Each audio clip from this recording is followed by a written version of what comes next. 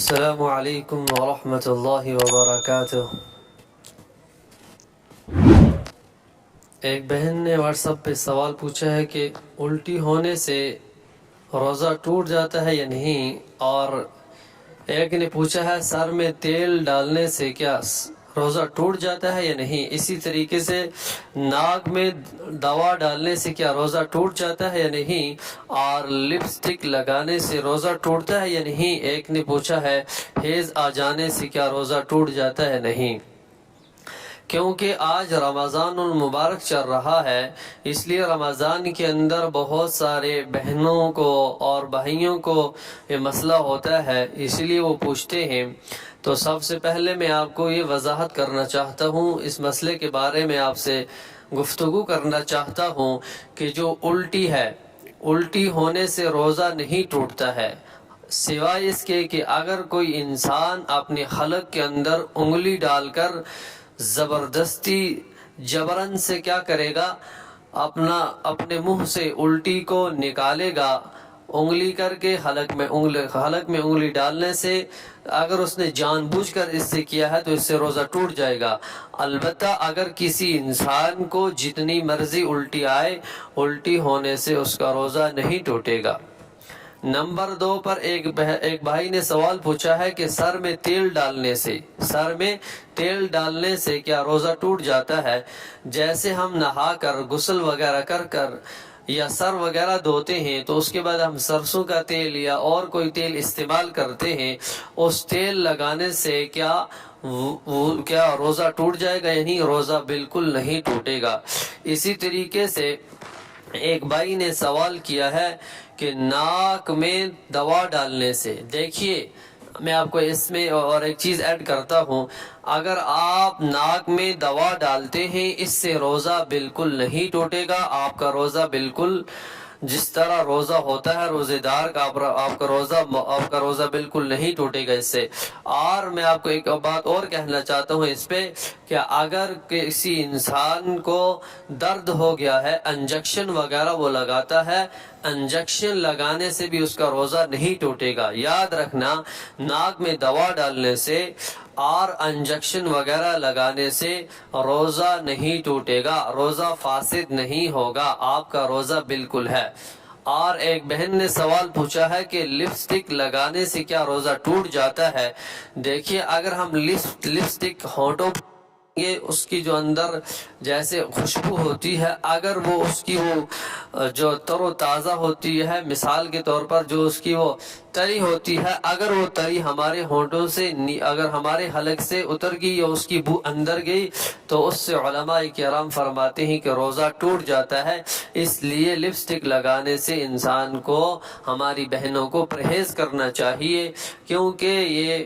اچھی چیز نہیں ہے، اس کو نہیں لگانا چاہیے۔ اور اسی طریقے سے ایک بہن نے پوچھا ہے کہ حیض آ جانے سے، دیکھیے بعض ہماری بہنیں کیا پوچھتی ہیں کہ اگر مثال کے طور پر کسی نے صبح سے روزہ رکھا ہے اور روزے کی حالت میں اس نے ظہر کی نماز پڑھی تو ظہر کے بعد اچانک سے اس کو درد ہوا اور اس کا یہ جو ٹائم ہے، یہ ٹائم اس کا حیض کا شروع ہو گیا، تو اس سے روزہ کیا ہو جائے گا؟ اس کا روزہ وہیں پر ختم ہو جائے گا، اس کا روزہ وہیں پر ٹوٹ جائے گا۔ بعض بہنیں یہاں پر غلطی کرتی ہیں کہ اگر یہ کہتی ہیں کہ اگر کسی نے آدھا روزہ رکھ لیا ہے تو اس کا روزہ نہیں ٹوٹے گا، بلکہ اس کا روزہ ٹوٹ جائے گا، حتیٰ کہ یہاں تک سے بھی ٹوٹ جائے گا۔ مثال کے طور پر صبح اس نے روزہ رکھا ہے، ظہر کی نماز بھی پڑھی، فجر کی نماز بھی پڑھی، عصر کی نماز تک اس کو وہ بالکل ٹھیک تھی، اس کا روزہ بالکل ٹھیک تھا، وہ روزے سے تھی، اور بالکل اس کو ایسا کوئی ایسی بیماری کا حیض کا جو خون آتا ہے یہ نہیں آیا تھا، لیکن جیسے ہی افطار کا وقت ہوا، افطار کے وقت سے پہلے 5 منٹ پہلے اس کو یہ حیض ہو گیا تو اس کا روزہ وہاں پر بھی کیا ہو جائے گا؟ ٹوٹ جائے گا، کیونکہ یہ جو اس کو یہ والا حیض جو حیض ہوتا ہے، یہ جو خون ہوتا ہے، یہ اللہ تبارک و تعالی نے انسان کے جسم کے اندر رکھا ہے، اور اس سے اور جو اس کا شرع جو اصول اس کا جو مسئلہ ہے وہ یہی ہے کہ اس کا روزہ وہیں پر ہی ٹوٹ جائے گا۔ اس لیے ہمیں رمضان کے اندر ان چیزوں سے احتیاط کرنا چاہیے۔ ایسا نہیں ہونا چاہیے کہ ہم نے کہیں سے سنا یا ایسے ہی کسی سے سنا اس چیز سے اس چیز سے روزہ ٹوٹ جاتا ہے، یا مثال کے طور پر کسی کو خون آیا خون سے روزہ ٹوٹ جاتا ہے، یہ ایسا بھی بعض حضرات ایسا کرتے ہیں بہت ہاں ان چیزوں سے ٹوٹتا ہے۔ مثال کے طور پر اگر انسان صبح سحری کھا کر اس نے کیا کیا، صبح مثال کے طور پر بیوی کے پاس بستر میں لیٹا، کیونکہ بہت ساری ایسی چیزیں ہوتی ہیں کہ جو رمضان کے اندر کرنے سے بالکل جائز ہوتی ہیں، جیسے ایک انسان کا نکاح ہوا ہے اور نکاح کے بعد جو اپنی بیوی کے ساتھ ہم بستری کرتا ہے وہ حلال ہے اس کے لیے، بلکہ حرام نہیں ہے، وہ زنا کے اندر شمار نہیں کی جائے گی۔ لیکن اگر اسی طریقے سے اس نے روزہ رکھ کر صبح سحری کے بعد اس نے اپنی بیوی سے، یا ایسا بھی ہوتا ہے بعض حضرات کی نئی شادی ہوتی ہے وہ اپنی بیوی سے اپنی خواہشات پوری کرتے ہیں، بیوی سے ہم بستری کرتے ہیں روزے کی حالت میں، اس روزہ کی حالت میں وہ کیا ہو جائے گا، اس کا روزہ ٹوٹ جائے گا اور اس کو اس چیز کا کفارہ دینا پڑے گا، کیونکہ اس نے جان بوجھ کر یہ کام کیا ہے اور اس کو اس چیز کا کفارہ دینا پڑے گا۔ یا کفارہ اس میں دو چیزوں کا ہے، یا 60 مسکینوں کو کھانا کھلانا ہے یا 60 دن کے روزے رکھنے ہیں۔ تو اس لیے ہمیں ان چیزوں سے بچنا چاہیے۔ امید ہے کہ آپ حضرات انشاءاللہ اس روزے کا جو ثواب ہے وہ پورے کا پورا حاصل کریں گے اور ادھر ادھر کی چیزوں سے آپ بچیں گے اور اپنے روزے کی حفاظت اور روزے کے اندر استغفار اور اللہ سے اپنی رحمت کی طلب کی۔ اور یہ دوسرا عشرہ چل گیا ہے